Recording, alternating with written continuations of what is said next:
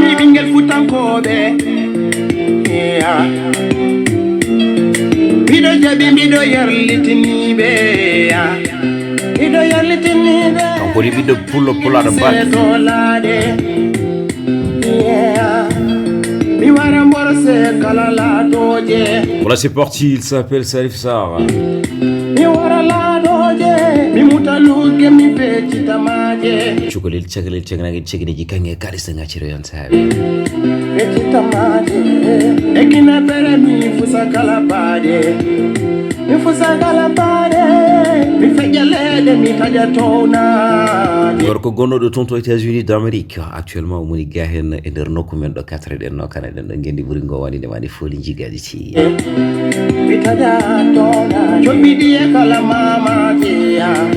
wi ko Cowoori est ce que oɗon gandi ko firti Cowoori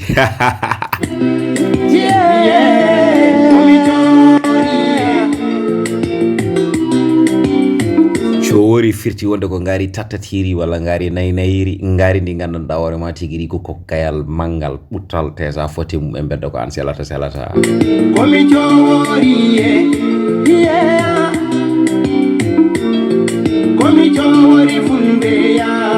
Cowoori woni mawde gayya kanko woni mawde gayya komi Cowoori fulbeya kala ko yuɗi ko pulago kala ko yiɓi ko pulago kala ko yumti ko pulago kala ko seni ko pulago kala ko suɗi ko pulago Salif yimo Cowoori fulɓe aynaɓe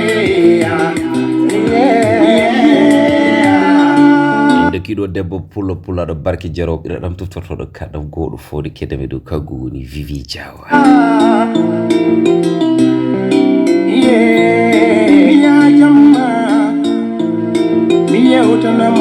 Salif saɗa yimma mi siftoro tigui jakka mi siftoro Fouta Coumba yummen nokku men ɗo 4 ɗen nokkane ɗen ɗo gendi ɓuuri ngo wani nemaɗi fooli jigani ɗo mbiyata ɗon sono kote waɗono ɓake channel kote dorumaji te hoore ƴiye so tawi pullo wiyama yo hor noon hoto Fouta Coumba yumum ciya mi yaadingire mi yimana sukaɓe gorko mo kunel rewo kunel wargo fof ko gotum o wi kam DJ du koko fil to ndir to bange asko mboɗo jogui toon jokkol toon to kunel wargo komi Cowoori fulɓe aynaɓe inchallah le 10 so Allah lamɗo jaaɓi le 10 juillet inchallah rabbi woto jejjite ko sorti album Salif SARR ɗum noon ko album mo gandanɗa hoore ma o wiyete ko mbiye ɗiɗi Salif ene anni wiide mbiye sappo mbiye nogas mbiye capannayyi ha e capanɗe joyyi ceyli wolof Ndiaye nene yegg ak dégg benn dimension le fay bu ci mission la kon joxal sa bopp yàlla boobu ngay jàll Salif premier s'appelle ay taxaw balaa nawet bi di jeexal nodd bi il faut rendre César ce qui lui appartient c'est DJ du César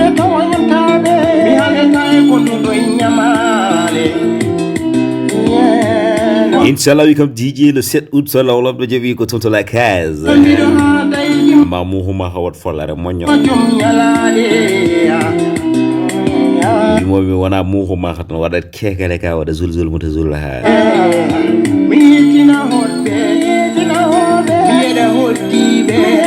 ɗo kam DJ garangalam haɗani noon actuellement mboɗo mi waɗa tourne clip mo gandanɗa hoorema so yalti waɗat explosif mi won ko tagmawi noon o wi actuellement clip o soit to gasde mi waɗi hen 3 millions francs CFA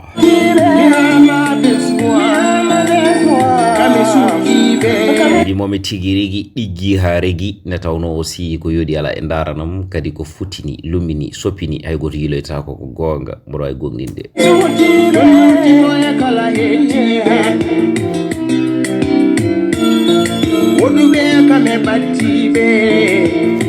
voilà c'est parti il fait 14h30 et studio titre de TV animation série par l'incontournable Diyedou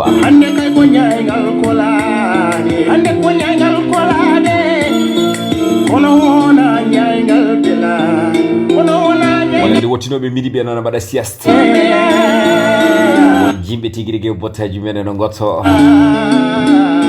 ɗum noon joni inchallah ɓe jara kasuji mabɓe lo woli kamɓe aussi ɓe paye sieste min si dewni mon kewi tan mi weltima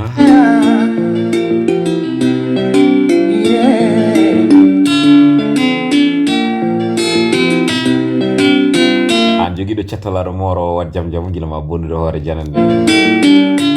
an longno auto c'est ça dum non bada respecter code de la route e tawno mo jonnuda ciagala ko bi janano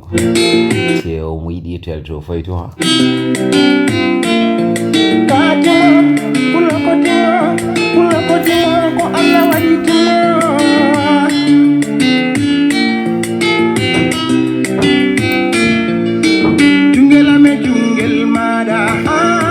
kala yo faru yeso an jodi do bureau mi salmini mami jirma mi weltani mama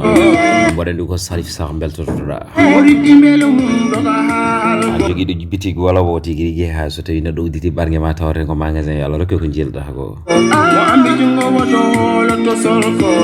odi wongi almari ndima sabu ndiradi heftude ndima non tigi nadi kala jamba ina labi yim uningawri ko sibu chamme kanyeta ke yo sakane peje edo kala ko jom woni gawri ko sibu chammeje so dañata ke yo sakane peje jamanu kala won yonta jom sa yo sa moro seda ala sa nyamlo meda jom saha yo sangoro seeda mo ala saha nyamlo meda ndaw gonga e big dedicace on mo ganduɗa hoore ma woni kay men gelogal ba gorko mo fanay dorogal Allah mere yoni haw jokol Sénégal jokol Mauritanie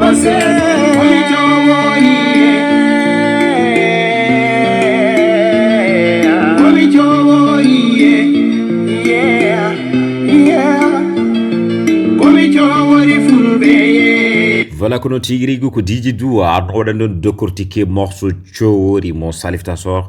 Salif SARR du moins joni joni inchallah mo en pate Salif SARR sallahu lamɗo jaaɓi ne tawno kamɓe ɗiɗo koɓe tokoraɓe ɗum noon so tawi nalon koɓe pujirama ko hunde hande ne haaditi ñanda ok kamɓe foof noon ɓe innototo ko Mauritanie ɗum noon sikki ala Cowoori pour mbawon famde ko ngaari kal haldi sen belama mbiyan ɗum noon sikki ala joni joni inchallah sans plus tarder en patete on mo ganduɗa ko kañum woni Salif SARR. C'est parti.